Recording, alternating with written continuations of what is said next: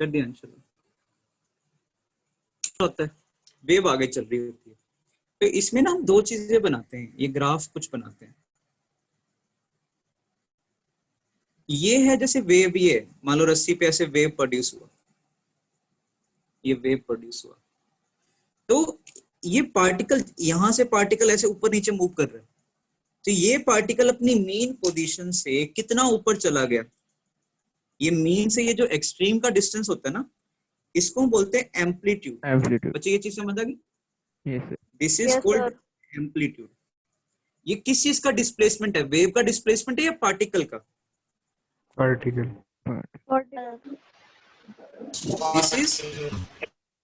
This is maximum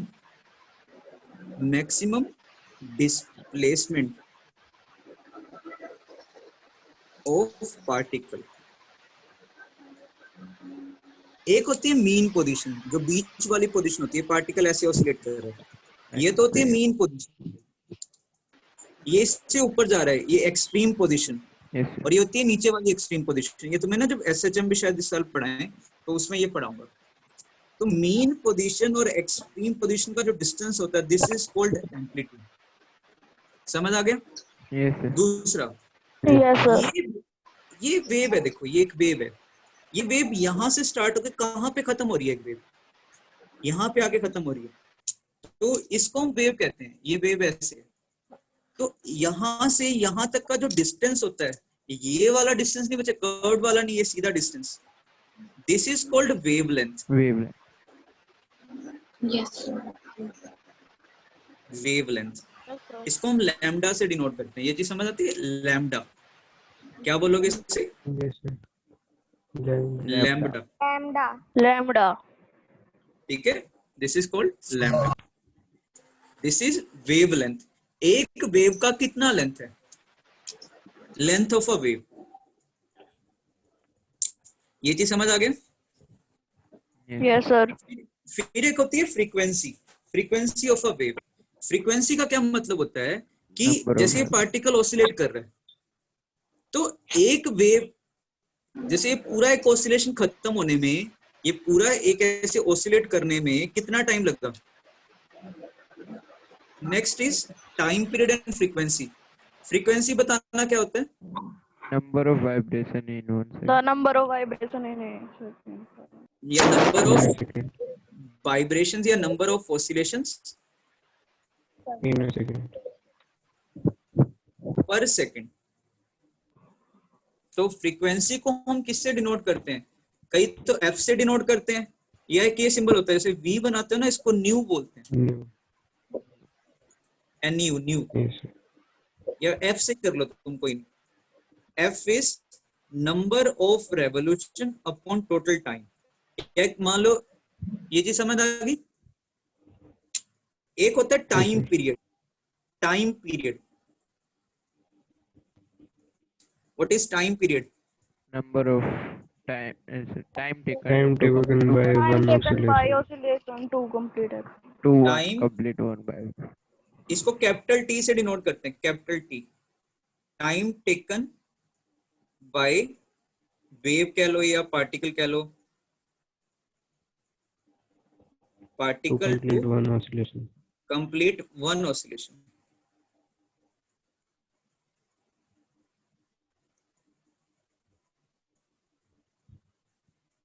ये चीज समझ आ गई? तो Yes sir. इसको देखो, अगर मैं इससे करूं, फ्रीक्वेंसी और टाइम पीरियड में रिलेशन लिखूं, वन ऑसिलेशन हो रहा है, कितने टाइम में हो रहा है? टाइम पीरियड में। तो frequency is 1 by time period. समझ आ गई? ये frequency is 1 by time period. Frequency के यूनिट क्या होते हैं? हर्ट्ज। हर्ट्ज कैसे डिनोट करते हैं? Capital H small Z. कभी भी कोई ऐसा नाम आए ना जो साइंटिस्ट के नेम पे है, तो पहला लेटर कैपिटल नेक्स्ट स्मॉल, इसमें दो लेटर्स आ रहे हैं, जैसे candela capital C small T. कोई भी ऐसा नाम जिसमें दो लेटर्स आ रहे हैं, सिंगल आ रहा तो कैपिटल, जैसे न्यूटन है तो फोर्स का यूनिट होता है न्यूटन, कैपिटल है। साइंटिस्ट के नाम पे दो लेटर्स आ रहे हो, पहला कैपिटल दूसरा स्मॉल। वन वन हर्ट्स क्या होता है? 1 hertz is 1 revolution या 1 oscillation per second.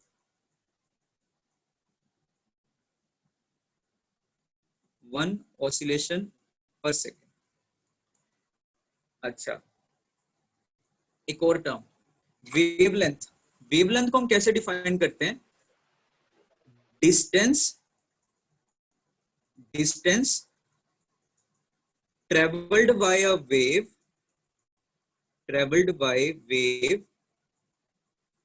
in one oscillation. जब पार्टिकल एक ऑसिलेट करेगा, कितना डिस्टेंस उसने ट्रेवल किया उसको बोलते हैं wavelength. Wavelength. Next is relation between lambda and F. इनमें रिलेशन क्या होता है? मान लो वेव है बच्चों, वेव की स्पीड तो कांस्टेंट होती है. वेव की जो स्पीड है वो कांस्टेंट होती है, मीडियम पे डिपेंडेंट होती है. आगे सिखाऊंगा वेव की स्पीड किस किस चीज पे डिपेंड करती है. तो वेव की जो स्पीड होती है वो कांस्टेंट होती है. तो ये बताओ, मान लो वेव की स्पीड है v. एक ऑसिलेशन में कितने टाइम में होती है?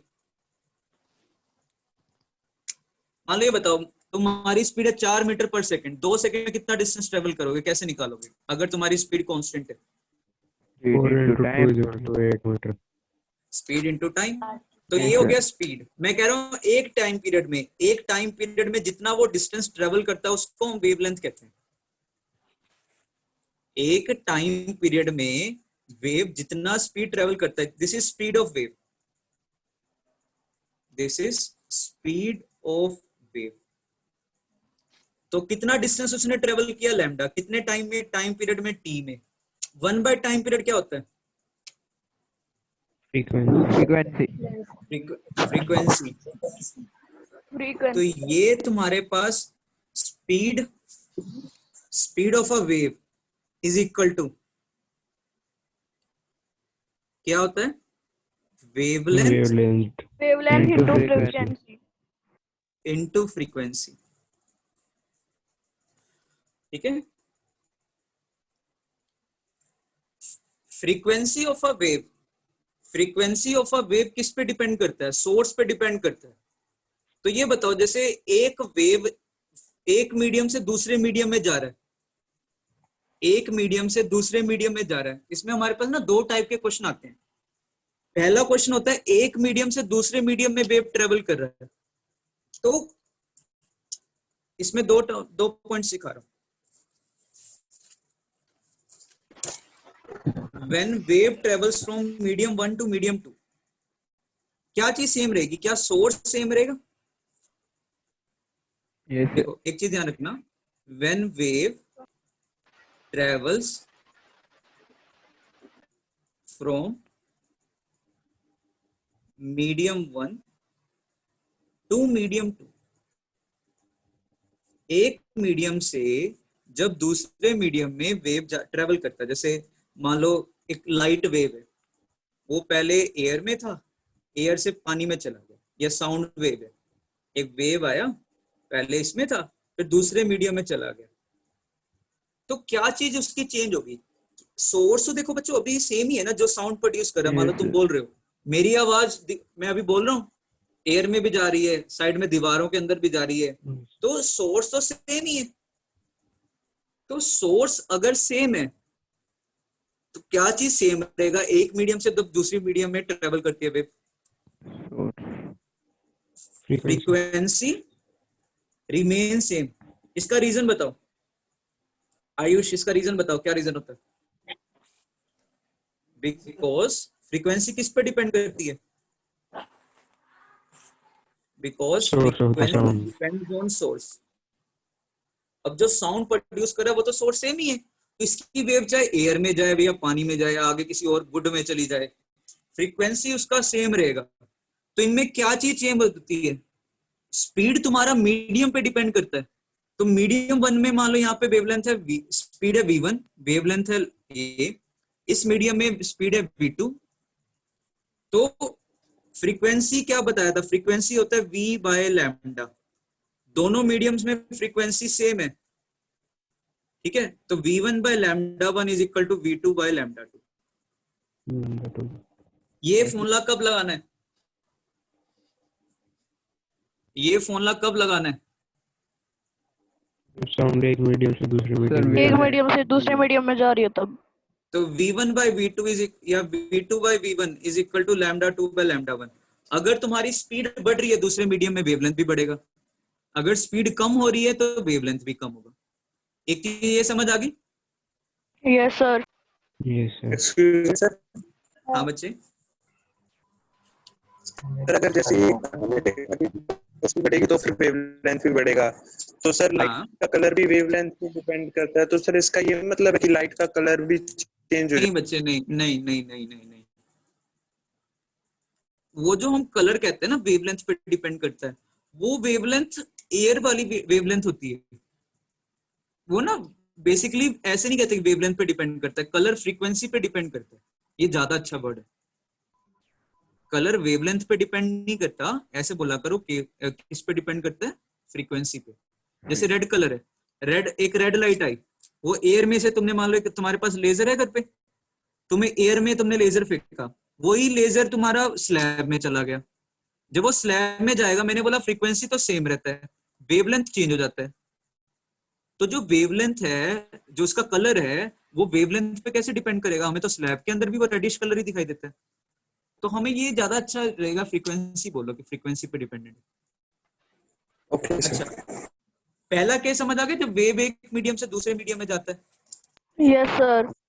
सेकंड केस, दो केस आते हैं। दूसरा case, same type of wave. Same type of wave का क्या मतलब? या तो साउंड वेव हो या सारे लाइट वेव हो। Same type of waves in same medium, अगर इनका मीडियम सेम है, टेम्परेचर वगैरह सब कुछ सेम है, क्या चीज इनकी सेम होगी? हैव सेम क्या? Wave speed. जैसे मान लो तुमने लाइट वेव है, एयर में है, रेड कलर भी ट्रेवल कर रहा है उसमें, व्हाइट कलर भी है, येलो भी है, पर्पल भी है। हमारे पास सन से लाइट आती है, उसमें सारे कलर्स होते हैं। ऐसा तो नहीं कि सारे रेड कलर पहले पहुंच गया, व्हाइट उसके बाद येलो बाद में पहुंचा, वो ब्लू बाद में और लेट आया, ऐसा कुछ होता है? तो सेम मीडियम में सारे कलर्स की स्पीड क्या होती है? सेम होती है। तो अगर तुम्हें सेम मीडियम में दो वेव्स दिए, उनका स्पीड सेम कर देना। स्पीड सेम मतलब lambda into F1 is equal to lambda 2 into F2। Lambda is inversely proportional to F। For example विवग्योर, पता तुम्हें विवग्योर सुना हुआ? Yes sir. लाइट में Yes, sir. 7 कलर होते, लाइट में 7 कलर होते हैं। तो Yes, रेड sir. का जो फ्रीक्वेंसी है, रेड का frequency is less than violet का फ्रीक्वेंसी। वेवलेंथ किसका? लेकिन दोनों sir, का स्पीड तो सेम ही है। रेड का ज्यादा है वेवलेंथ वेवलेंथ रेड का ज्यादा है, वायलेट का कम। वेवलेंथ रेड, वॉयलेट का सबसे wavelength. कम, रेड का सबसे ज्यादा। ये चीज समझ आ गई? Yes yes sir. तो sir. सेम मीडियम में क्या चीज के सेम मीडियम हुआ? देखो दो अलग अलग क्वेश्चन है, यहाँ पे दो डिफरेंट वेव्स हैं। टू सेम टाइप का मतलब ये नहीं कि तुम अब भाई ये कंपेयर करने लग जाओ, एक साउंड वेव है एक दूसरा लाइट वेव है, उनको इक्वेट नहीं करना, उनकी स्पीड थोड़ी सेम होती है। Same type of two different waves,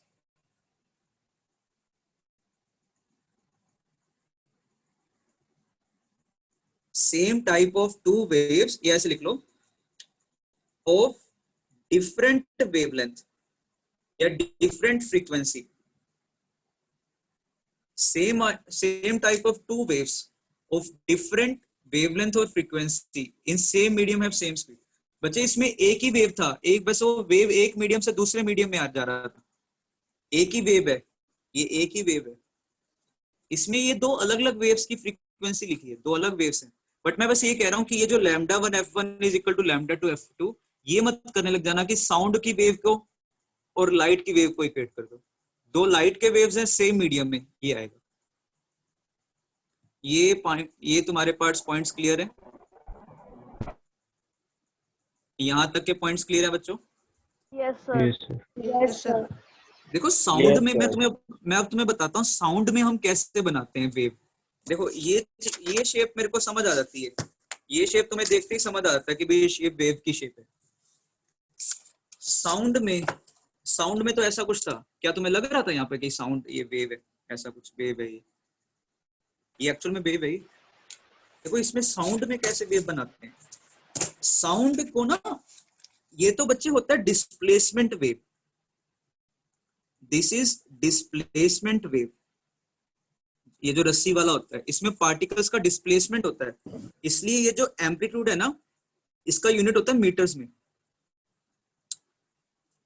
ये डिस्प्लेसमेंट वेव बोलते हैं। रस्सी है, रस्सी को तुमने खींच के पार्टिकल्स को ऊपर खींच के छोड़ दिया तो पार्टिकल्स ऊपर की तरफ डिस्प्लेस हो गए, फिर नीचे आ गए, ये डिस्प्लेसमेंट वेव है।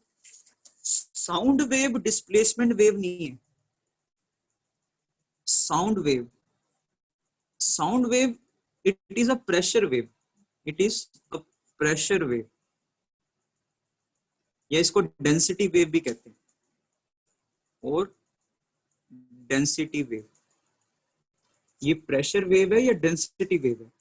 होता क्या है साउंड वेव में, देखो ये ट्यूनिंग फोक है तुम्हारा, ऐसे मीडियम के पार्टिकल्स पड़े हुए थे, ठीक है, ऐसा कुछ था, ऐसे पड़े हुए।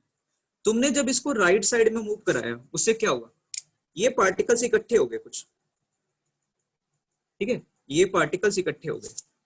फिर तुमने इस चीज को जब दूर लेके गए उससे ये पार्टिकल्स फैल गए और ज्यादा फैल जाएंगे क्योंकि इस तरफ खींचे हुए आएंगे। ऐसे दबा दो इस साइड दब जाएंगे, ऐसे खींच दो थोड़ा और इधर आ जाएंगे, थोड़ी इनमें डेंसिटी ये बढ़ ऐसे ना फ्री हो जाते हैं। तो हमारे पास ना जब इसको बार बार मूव कराते हो, तुमने इसको ऐसे ट्राई किया, ये डेंसिटी का पैच आगे चला गया, कुछ हमारे पास पैचेस क्रिएट हो जाते हैं, किसी जगह ज्यादा डेंसिटी होती है, किसी जगह कम डेंसिटी होती है, कम प्रेशर होता है, फिर कुछ ज्यादा डेंसिटी, फिर कम डेंसिटी, फिर ज्यादा डेंसिटी, फिर कम डेंसिटी, ठीक है, फिर ज्यादा डेंसिटी, ऐसे कुछ पैचेस बन जाते हैं, ठीक है।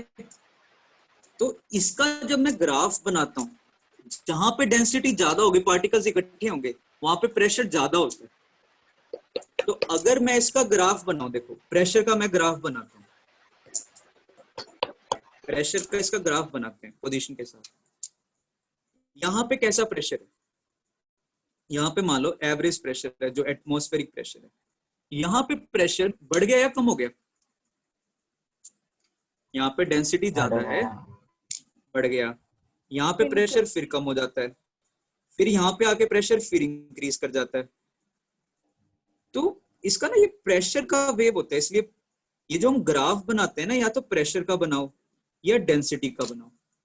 तो ये जीरो से स्टार्ट नहीं होता क्योंकि प्रेशर कभी नेगेटिव में नहीं जा सकता, ये एक एवरेज प्रेशर होता है, this is called average pressure. इस प्रेशर से प्रेशर बढ़ गया किसी जगह, इस प्रेशर से किसी जगह प्रेशर कम हो गया, तो ये जो एम्पलीट्यूड भी है ना, this is called pressure amplitude. ये जो प्रेशर का जो इंक्रीज हुआ, this is called pressure amplitude. इतना ज्यादा डिटेल में तुम्हें इस साल नहीं है, ये 11th में आओ, 11th में तुम्हें सारी बहुत ज्यादा डिटेल में बताऊंगा चीजें। तो साउंड में ये जो हम ग्राफ बनाते हैं प्रेशर का बनाते हैं, किसी जगह प्रेशर बढ़ जाता है, किसी जगह प्रेशर कम हो जाता है, प्रेशर बढ़ गया, प्रेशर कम हो गया। तो इसलिए साउंड को हम कौन सा वेव बोलते हैं, प्रेशर वेव या डेंसिटी वेव। इसका तो तुम डिस्प्लेसमेंट का ग्राफ भी बना सकते हो। होता क्या है, जैसे तुम इसको फेंक रहे हो, यहाँ का पार्टिकल है, थोड़ा इधर चला गया, फिर इधर आ गया, फिर इधर चला गया, ऐसे मूव करते हैं। तो इसका हम डिस्प्लेसमेंट का ग्राफ बना देते हैं, इसका हम डिस्प्लेसमेंट का ग्राफ भी बना देते हैं, बट ये ज्यादा अच्छा ग्राफ है। साउंड को हम क्या बोलते हैं, sound is called pressure wave. किसी जगह प्रेशर एवरेज प्रेशर है, मान लो तुमने हमारे एटमॉस्फेयर में कितना प्रेशर है, 180, तुम बोल रहे हो, उससे किसी जगह एटमॉस्फेयर में प्रेशर बढ़ गया, किसी जगह एटमॉस्फेयर में प्रेशर कम हो गया, तो उससे एक वेव प्रोड्यूस होती है, उससे वाइब्रेशन प्रोड्यूस होती है। थोड़ा सा इमेजिन कर पा रहे हो, मैंने इसमें थोड़ी ड्राइंग नहीं कर पा रहा, नहीं तो यूट्यूब वगैरह पे अगर तुम देखोगे ना, वहां पे तो स्मार्ट बोर्ड होते हैं, उसमें वो ड्राइंग करके दिखा देते हैं। तो साउंड में होता क्या है, जब हम बोलते हैं मेरे जो साथ में जो एयर है, अपने हाथ ऐसे करो, बोलो और साइड में ना अपना हाथ आगे कर लो, उस पे तुम्हें कुछ फोर्स टाइप, प्रेशर टाइप लग रहा होगा हाथ पे, कुछ बढ़ रहा है जैसे जैसे तुम बोल रहे हो, प्रेशर बढ़ रहा है उस पे, Yes, sir. चुप हो जा रहे हो, कोई Yes, sir. हाथ पे फोर्स नहीं आ रहा, जब बोलो वहां पे एक फोर्स आएगा, हो रहा है ऐसा कुछ, Yes, sir. बोल के देखो। तो वो प्रेशर है, जब हम बोलते हैं ना कि प्रेशर बढ़ जाता है, नहीं बोल रहे प्रेशर कम हो गया, नॉर्मल प्रेशर, वापस तो बताना कैसे क्या करना है। सांस, जब हाथ ऐसे करो, अपने मुंह के आगे हाथ रखो, जब तुम बोलोगे तुम्हारे हाथ पे जो प्रेशर है वो बढ़ेगा, लग रहा है Yes, हाथ पे sir. कुछ ऐसा लग रहा है, कुछ चीज आके बज रही है, साउंड, Sure. एयर आके बज रहा है, कुछ भी बज रहा है, यही Yes, sound, sir. Yes, sir. ये Obviously. प्रेशर है, ठीक है। जब हम कोई भी चीज जैसे आगे पुश करते हैं उससे प्रेशर बढ़ जाता है, जब बाहर खींचते हैं जैसे सांस बाहर जाएगा प्रेशर बढ़ेगा, सांस अंदर लोगे प्रेशर कम होगा, तो यही तुम्हारे पास वेव है। सांस लेते हुए की आवाज क्यों आती है, इसी कारण आती है ना, जब जैसे मुंह से सांस लो आवाज आती है, कई बार रात को फटाट की आवाज आती है, वो कहाँ से आती है, सांस बाहर जाती है, सांस बाहर जाती है, प्रेशर बढ़ जाता है, मुंह के अंदर सांस आती है, तुम बाहर से गैस अंदर खींच रहे हो, प्रेशर कम हो जाता है। कंटेनर है, कंटेनर में जितनी ज्यादा गैस डालते जाओगे प्रेशर बढ़ जाएगा, कंटेनर से गैस बाहर निकालोगे प्रेशर कम हो जाता है, सिमिलरली यहाँ पे भी हुई है। तो इस तरीके से ये साउंड वेव हमारे प्रोड्यूस होते हैं। आज के लिए इतना ही, कल तुम्हें थोड़ा कुछ साउंड वगैरह के बारे में और बताऊंगा। अच्छा एक मिनट बच्चों, एक क्वेश्चन कर लो, एक ना बहुत इजी सा क्वेश्चन है, साउंड की तो वेलोसिटी ऑफ अ वेव वो मीडियम पे डिपेंड करता है, किस किस चीज पे डिपेंड करता है बताऊंगा। Velocity of wave depends on medium,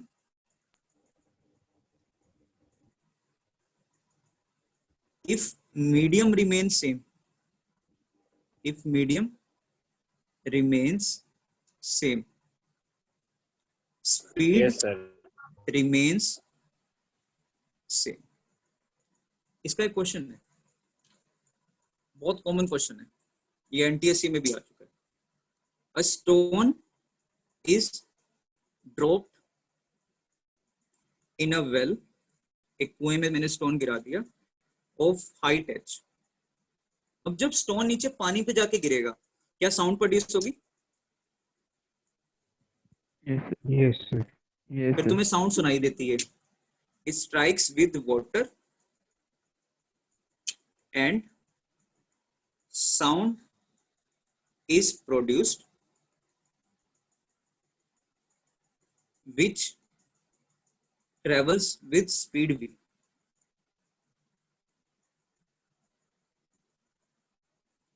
After dropping the stone,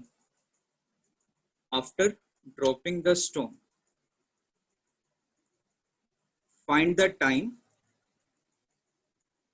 after which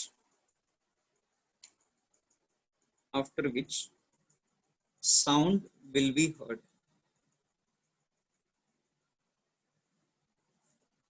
NTSC का क्वेश्चन नहीं, स्टेज 1 का था, स्टेज 2 का था H divided by wave velocity. नहीं, यही common H mistake divided by होती है। 340. नहीं भाई नहीं, रुको, मैंने वो तो वी ले रखा है, इसको वी नोट ले लो चाहिए। अरे पागल लोगो, पहले ये तो बताओ, तुमने पत्थर गिराया है, पत्थर गिरने में टाइम नहीं लगेगा? यहाँ Yes, पे sir. कुएं में तुमने पत्थर गिरा दिया, वो एच साइड चल रहा है, तो पत्थर जब गिर रहा है क्या वो वेव जा रही है या पार्टिकल जा रहा है? So particle. Particle. Starting speed 0 है, कितना एक्सेलरेशन होगा इसका?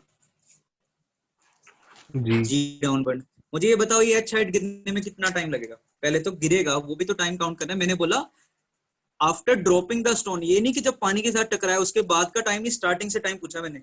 ये बताओ कितना टाइम लगेगा? Root 2gh. रूट 2gh तो स्पीड होती है, रूट 2h/g आएगा। s is ut plus half at square, मैं डाउनवर्ड डायरेक्शन को पॉजिटिव ले रहा हूँ। डिस्प्लेसमेंट कितना हो गया h, स्टार्टिंग स्पीड है 0, एक्सेलरेशन है g, इवन आ गया रूट 2h/g। अब जैसे ही ये टकराया, अब एक साउंड प्रोड्यूस हुई और यहाँ पे जो ऑब्जर्वर था उसको सुन गई। यहाँ पे एक ऑब्जर्वर है, ठीक है, इसका कान है यहाँ पे, इसको ये आवाज सुनाई दी। साउंड तो कांस्टेंट स्पीड से ट्रेवल करेगा, कितनी स्पीड से ट्रेवल करेगा? v। कितना टाइम लगेगा बताओ? अब जब वेव आ रही है ये कांस्टेंट स्पीड से आ रही है, स्टोन गिरते हुए तो एक्सेलरेट कर रहा था, ये कितने टाइम में वापस आएगा? कितना डिस्टेंस चला वेव ने? h।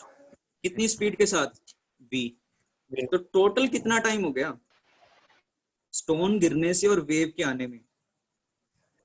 Root 2h by z Root 2 plus h by h g by plus v. h upon v. v not. Wave constant speed से आता है, वेव को एक्सेलरेट नहीं कराना, उस पर g का फैक्टर नहीं लेना। स्टोन जब गिर रहा है उसमें फैक्टर आएगा। तो ये बहुत ही कॉमन क्वेश्चन है और इसमें यही गलती कर देते हो, सीधा h by v नॉट बता देते हो। स्टोन का भी तो गिरने का टाइम लो और स्टोन तो एक्सेलरेट करेगा। ऐसे और क्वेश्चंस कराएंगे कुछ। वेव मैं बोल रहा हूँ, मैं बोलूंगा कितने टाइम तक वापस टकरा के मुझे आवाज सुनाई देगी, उसमें जा भी वेव रही है, आ भी वेव रही है, ठीक है, एको वगैरह ये सब चीजें सीखेंगे। चलो तो आज के लिए इतना ही, कल हम वेव स्पीड वगैरह आगे पढ़ेंगे। Right. Thank you. Okay sir. Sir notes भेज देना। भेज देता हूँ। बाय।